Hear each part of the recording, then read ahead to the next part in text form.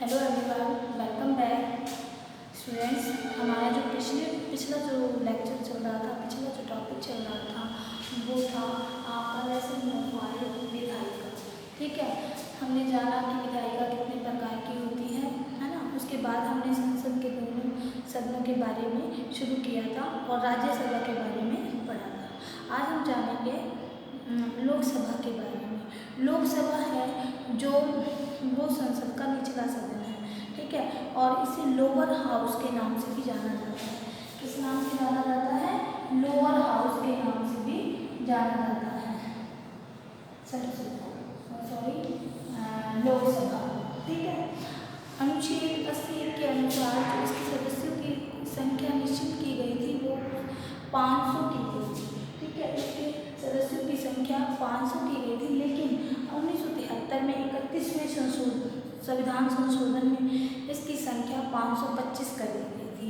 लेकिन वर्तमान समय में इसके सदस्यों की संख्या है 552, यानी अधिकतम संख्या इसकी 552 हो सकती है, जिसमें से 530 सदस्य राज्यों से लिए जाते हैं और 20 सदस्य संघीय क्षेत्रों से लिए जाते हैं, और जो शेष 2 सदस्य बनते हैं वो एंग्लो इंडियन जाति से लिए जाते हैं और उनको राष्ट्रपति मनोनीत करता है।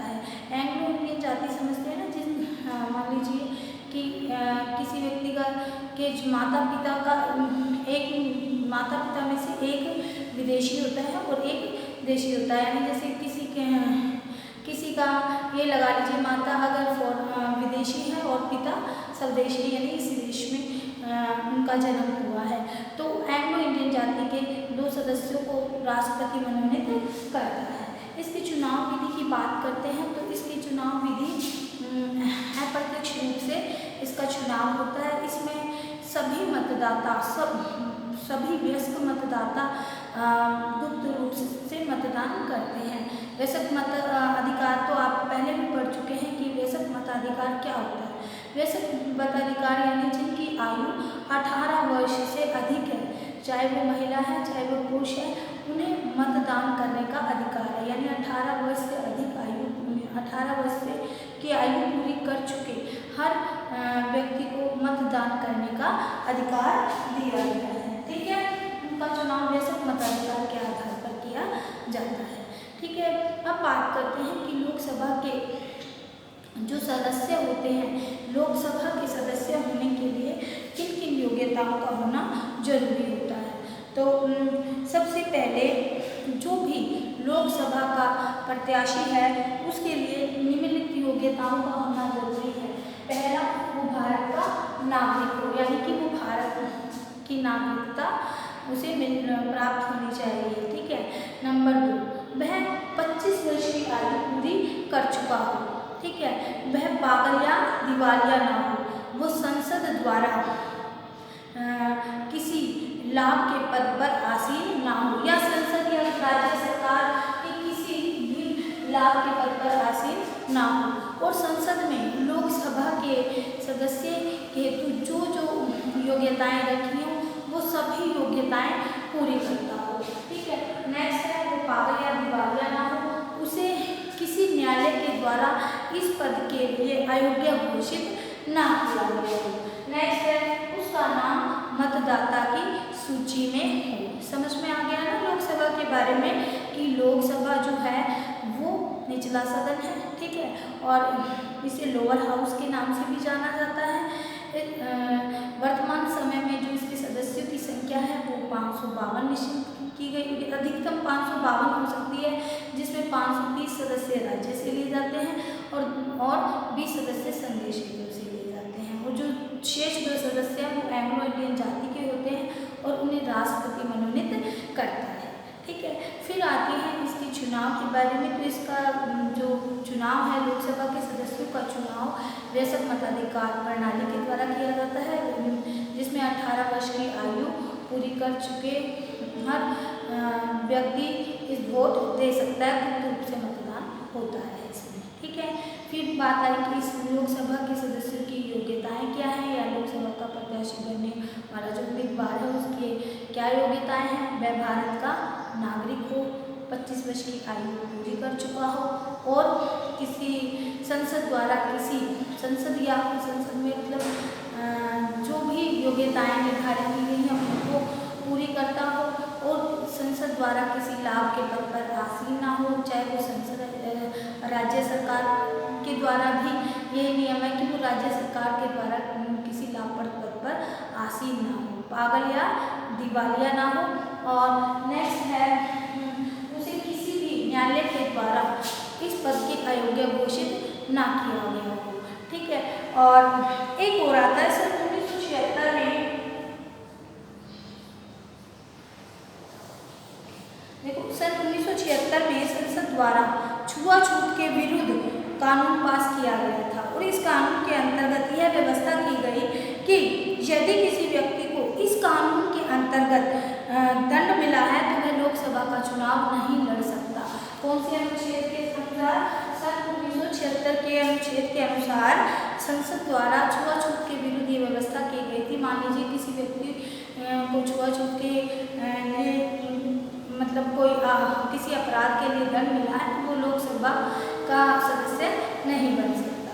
नेक्स्ट है सन 1998 में लोकसभा की से पहले ये व्यवस्था कर दी गई थी 1998 में। ठीक है, जो लोकसभा के चुनाव थे उसमें यह व्यवस्था कर दी गई थी कि लोकसभा का चुनाव लड़ने वाला प्रत्येक उम्मीदवार को एक हलफनामा और शपथ पत्र दाखिल करना होगा।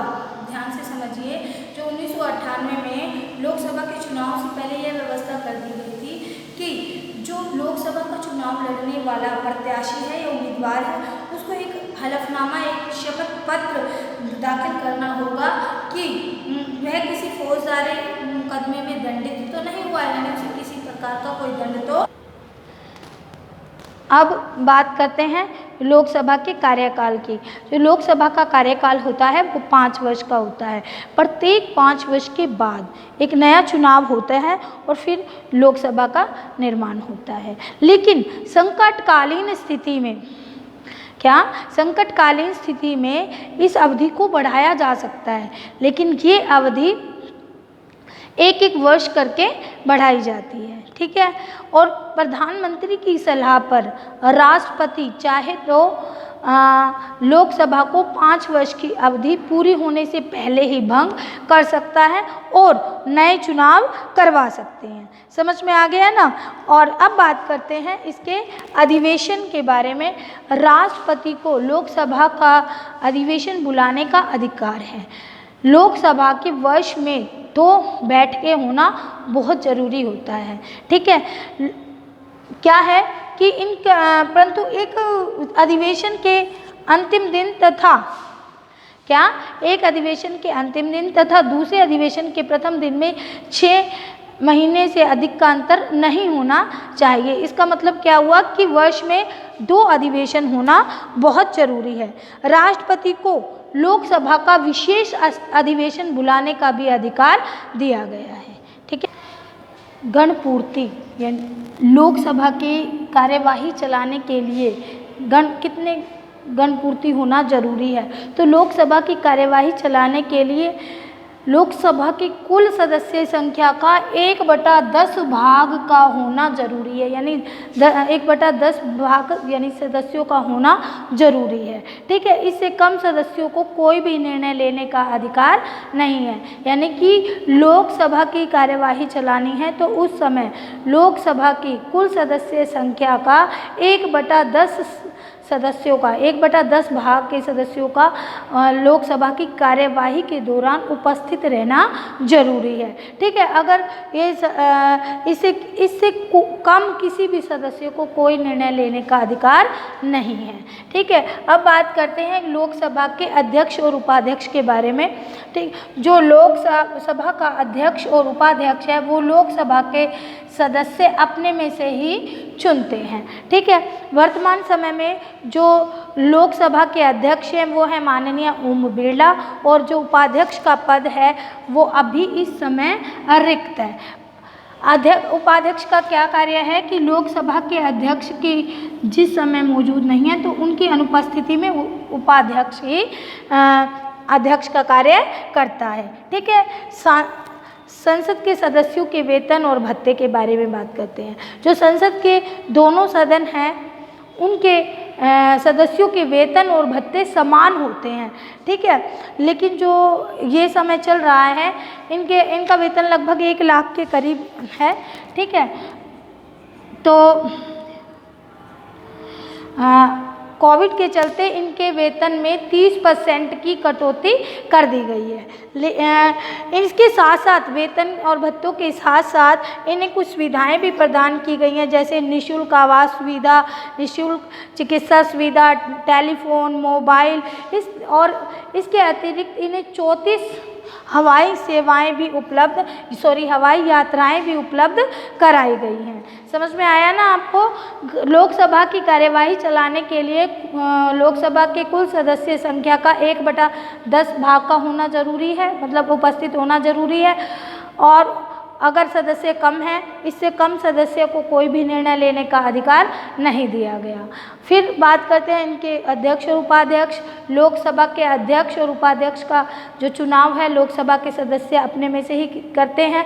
जो वर्तमान समय में लोकसभा के अध्यक्ष हैं वो है माननीय ओम बिरला, लेकिन अभी उपाध्यक्ष का जो पद है वो रिक्त है। और इनका वेतन और भत्ते वो दोनों सदनों के सदस्यों के वेतन और भत्ते समान हैं, लगभग 1 लाख रुपए इनका वेतन है, ठीक है। लेकिन कोविड के चलते वर्तमान समय में इसमें 30% की कटौती कर दी गई है। इनको बहुत सी सुविधाएं भी प्रदान हैं, जैसे निःशुल्क आवास सुविधा, पर परिवार सहित चिकित्सा सुविधा, टेलीफोन, मोबाइल और 34 हवाई यात्राएं भी दी गई, निःशुल्क प्रदान की गई हैं, ठीक है। इसके अतिरिक्त 1988 में पास किए गए अधिनियम द्वारा सांसद को उसके कार्यकाल के दौरान अगर उसकी मृत्यु हो जाती है तो उसकी पत्नी या पति को या उसके आश्रित को पेंशन देने की सुविधा भी प्रदान की गई है, ठीक है। यानी कि मान लीजिए कोई भी सांसद है, उसका कार्यकाल अभी पूरा नहीं हुआ, कार्यकाल चल रहा है और उसकी मृत्यु हो जाती है तो उसके पति को या उसकी पत्नी को या उस आश्रित को क्या दिया जाता है, पेंशन की सुविधा दी जाती है, ठीक है। आई होप जो आज का टॉपिक है आपको अच्छी तरह से समझ में आया होगा। Okay, thank you.